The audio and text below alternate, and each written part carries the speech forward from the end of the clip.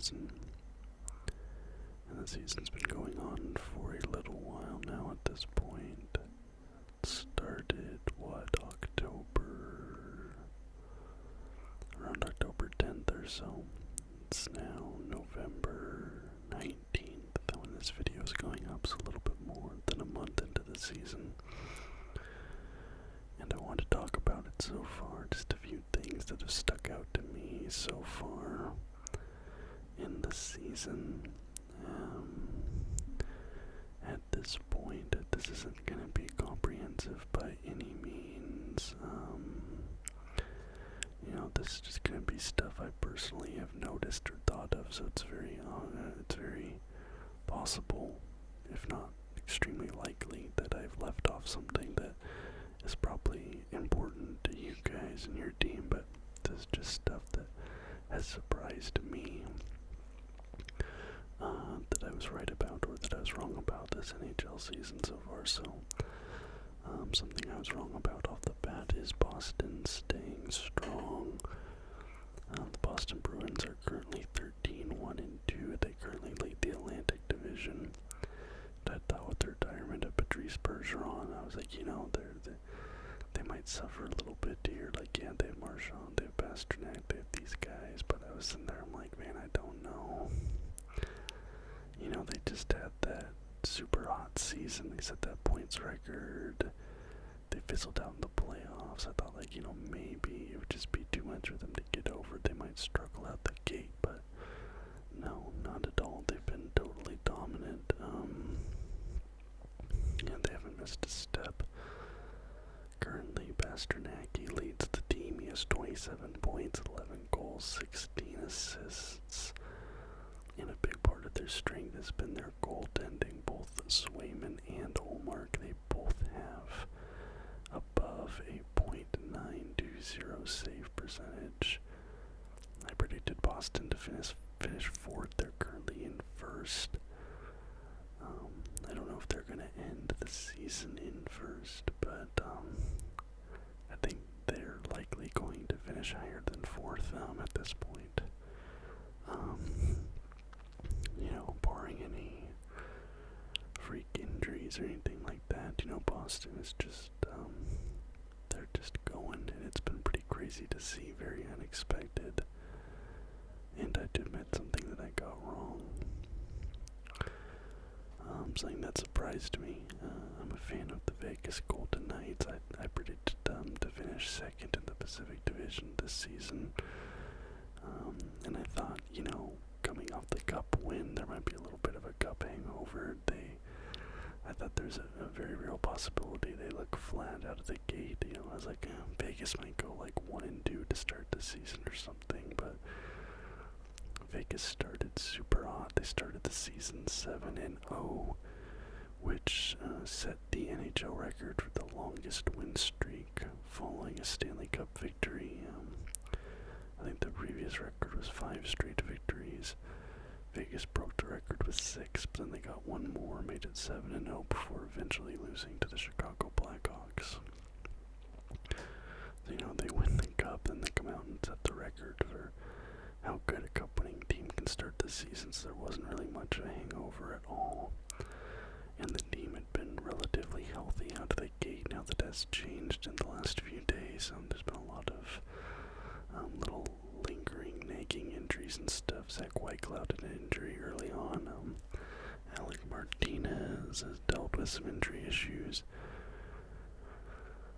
One other guy I can't think of right now, but I know there is somebody else. And kind of a throwback to year one, William Karlsson is currently leading the team in points. Obviously that first season, the expansion season, William Karlsson was the leading scorer on the team. He was the first line center, and he's one of the big stories of the team ever since then. He's kind of taken a little bit of a step back, and that's not to say he wasn't good. He was still good, especially because his 200-foot game is so important to the success of the team, but he's starting to get that scoring touch back. He has 9 goals, 11 assists, and that's been really nice to see him come back to that sort of form. Also, Paul Cotter, one of the AHL guys that's been down with the Silver Knights for a little while, he's been up with the with the main team, and he's been performing really well. He had a really nice, like, silky stick handle juke move the other day that resulted in a goal that was really nice. Also another young guy for the team that I've been excited about for a long time, Pavel Dorofeyev. He's finally getting some solid, consistent minutes with the NHL squad, and he's looked good there, even though he just lost some teeth the other day. With the New York Rangers, there's two things I want to talk about. The first one is Jonathan Quick. Jonathan Quick is, I think, like 37 years old this season, and he has come out on an absolute tear. He does not look that old. He looks a lot better than he has in recent years with the Rangers. He has a 4-0-1 record, a .928 save percentage, 1.98 goals against average. Jonathan Quick, seeing him perform like that is super cool. Also, Alexis Lafreniere, for as much, negativity has been thrown his way because of his underperformance as the number one pick over the years this season. Looks like he's finally perhaps trying to put it together. He has 11 points in 15 games, 3 goals, 8 assists. I think one of those goals, I think he also has a shootout winner as well, but that's not going to count as a goal, obviously.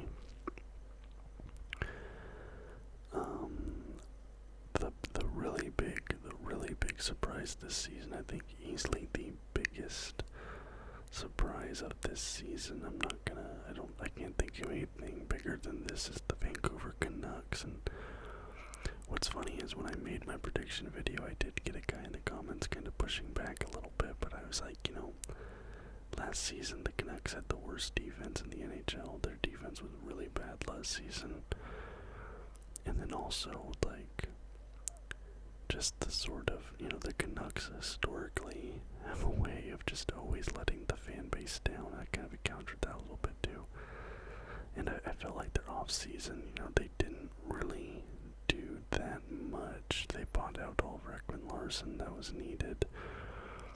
They brought in Carson Soucy, but he was in Seattle, and I never really thought, like, all that highly of him in Seattle. He's never really that impressive to me in Seattle, but he's looked really good with this Vancouver squad.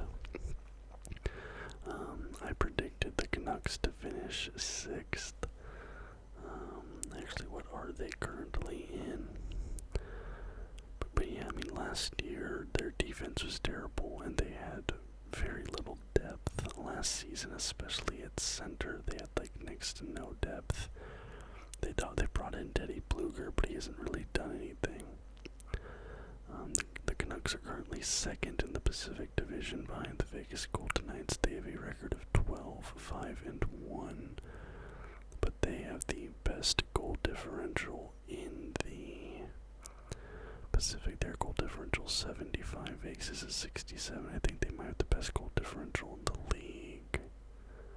Yeah, they do have the best goal differential in the league, at least at the time of this recording. But yeah, I was really wrong about the Canucks, but again, I feel like every pundit was wrong about the Canucks. Nobody predicted them to be this good.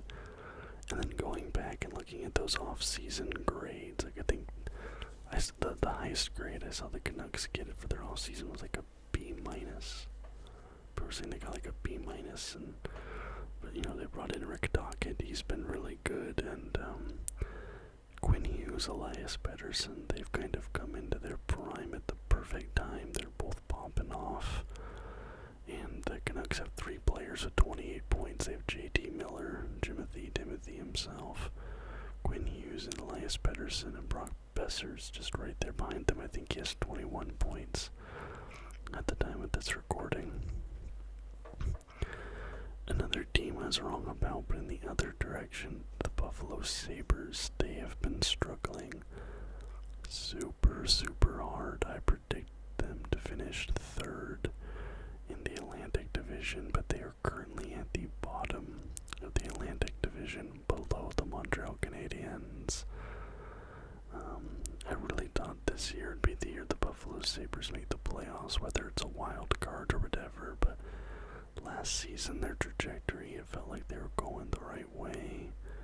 It it felt like I was really thinking they're going to keep building on this, but it's kind of fallen a little bit flat. And if you look at who is and is not doing well on the roster, it is kind of surprising. Alex Stuck is not doing as good as I thought he would. He hasn't been bad, but he hasn't really been that great either. And, he's kind of seen as like the leader of that team there, so that's sort of surprising. JJ Peterka's looked really good. Jordan Greenway's looked good. But the shocking thing for me, somebody who's not looked good, is the other guy Vegas sent to Buffalo in the Jack Eichel trade, along with Alex Tuck, which is Peyton Krebs. And Peyton Krebs, Vegas kind of got a lot of flack for that because people are saying, this guy's going to be a superstar. He's going to be one of the best centers in the league in a few years. Peyton Krebs has 1 point in 16 games, and it's an assist, and he's playing down on the third line right now. For as much flack as we got for getting rid of Peyton Krebs, at the time I was kind of upset about Krebs because I was really high on him. When we drafted him, I thought he had superstar potential. And I'm not saying he's going to be a bust or anything like that, but only 1 point in 16 games. This is kind of at the point of his career where you're kind of expecting him to start taking that next step, and he's kind of spinning his wheels a little bit. And a guy like him needs to be playing top 6 minutes because he's a scoring guy. He's all offense.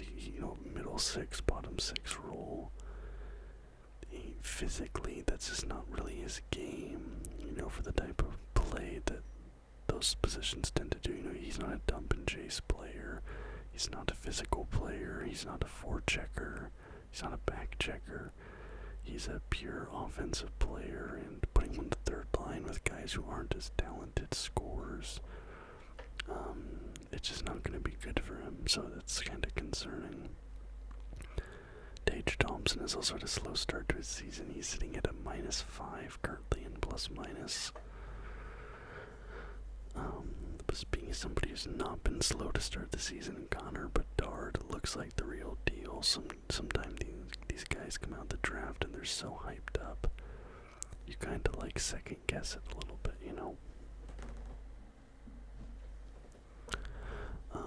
So as exciting as he was, I was kind of I don't know, let's wait and see what he can actually do, right?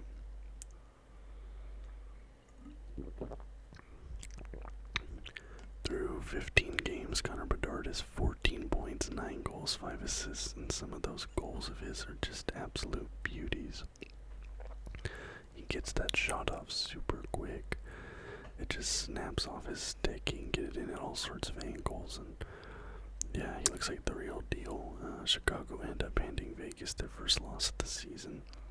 They are currently 5-10-0. They're at the bottom of the Central, but they've looked competitive, and I think 3 years from now, get back to me 2-3 seasons, I think Chicago will be good. A team that is not on the right track, the Edmonton Oilers.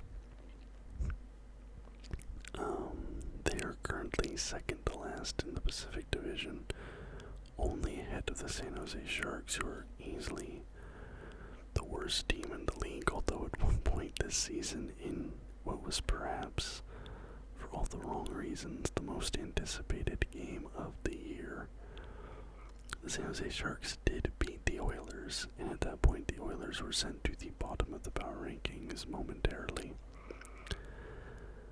The Oilers are 5-10-1, and they started their season 1-6, and during that window Connor McDavid got injured. You had the Canucks on one side of the coin. On the other side of the coin, you had the Edmonton Oilers here. When it comes to negativity, the teams look dysfunctional. Jay Woodcroft ended up getting fired because of the bad start, but honestly, I blame Ken Holland. I don't think Woodcroft has anything to do with it because Ken Holland has refused to address the goalie problem on the Oilers roster. I think for the last 3 seasons, like since I have started making videos on this channel, every season I say the Oilers need a goalie, the Oilers need a goalie, the Oilers need a goalie. And they continue to just not address the problem in net, and I don't know why. Look at Jonathan Quick. Are you telling me the Oilers could not have gotten Jonathan Quick instead of the New York Rangers? You know, Vegas traded for Aiden Hill last season. Look what he, there's guys out there that they can try to take a chance. There's been talks of them trying to get Saros or something. Like, you have to do something, because the problem is, it is possible that they are already out of the playoffs, not like mathematically or officially or anything, but they need the pace they need to get on, the points pace they need to get on to get into a playoff position by the end of the season is far above the points pace they're currently on. They need to go on like a 10-game winning streak at some point this season, and I just don't see them doing that. They just lost against, I think, Tampa Bay, either today or yesterday. McDavid does not look great. He missed a couple games with injury, but then he also seemed like he came back early from injury. He came back for the Winter Classic, but was clearly not 100%. And you have the the team-friendly Draisaitl deal coming to an end soon. And McDavid's also gonna need a new contract soon.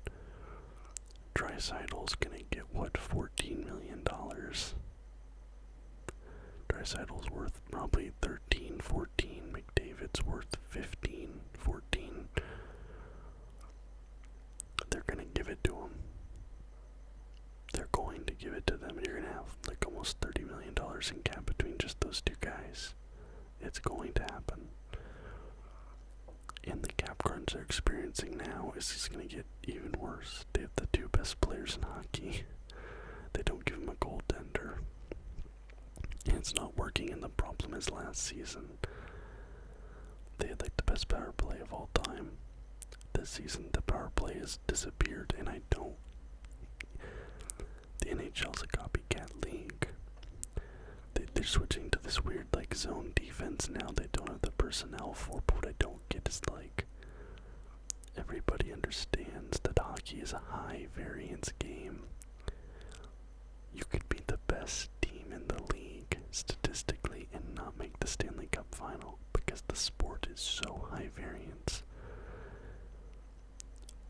And it's a low score game. You look at a game like basketball, 9 times out of 10 in basketball, the better team wins because the game is 100 plus points. It's a very low variance sport. Hockey is very high variance. A goalie gets hot, a lucky bounce goes the other team's way, anything like that, and the better team can lose. The Oilers had the best power play of all time last season. They did not need to make wholesale changes to their system.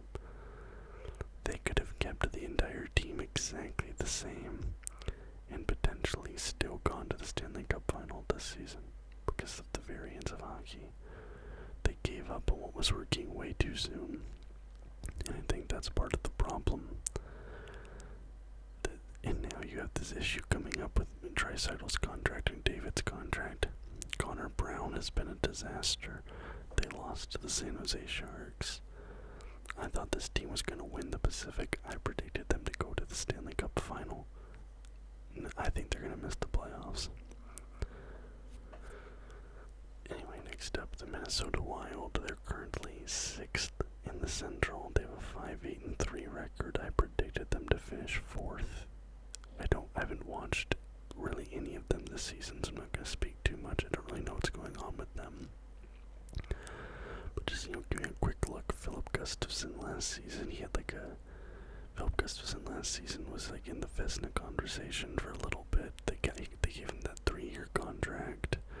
He looked like a world beater in net.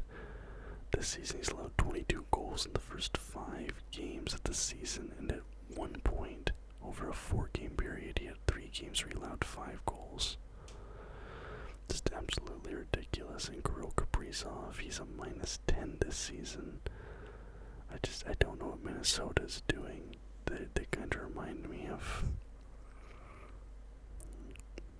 I don't know what they remind me of, but they were I feel like they were going in the right direction. They were building up, they were looking competitive. They got the Kaprizov deal figured out. I thought they had a bright future. They brought in Marc-Andre Fleury. I was like, okay. And now they've just hit a brick wall. You know, I don't follow the team too closely, but something is going wrong there. If you're a Wild fan, let me know what you think, but it just feels like they had all this momentum. They were a very promising team. They just had to get past Colorado. That was really their only roadblock, and then they kind of just fizzled out. Concerning, and the last thing is just the Pittsburgh Penguins. They've not really impressed me so far. They're sitting at 500. They're 8-8-0. They're 7th in the Metro. Crosby's having a great season. 16 games. He has 22 points, 12 goals, 10 assists. But beyond that, it's kind of like, I don't know. I thought this team's going to be boom or bust. You know, I said their ceiling is like 3rd, 4th, but their floor is like 6th, 7th, and they're kind of playing at their floor right now. They look old, which, you know, they are old, but they look old too, and I don't know. This Penguins team, this experiment might not end up working, but, you know, we'll give it a little bit more time, but it might already be too late, kind of like it might already be too late for the Oilers. Anyway, guys, that's just, like I said, certainly not comprehensive, but just my thoughts about the start of this NHL season so far, some things that have stood out to me personally. If you have anything that stood out to you so far this season, or you have any thoughts on what I have pointed out, let me know in the comments down below. If you liked the video, please leave a thumbs up and subscribe to the channel for more content just like this almost every single day. And until next time, guys. Bye-bye.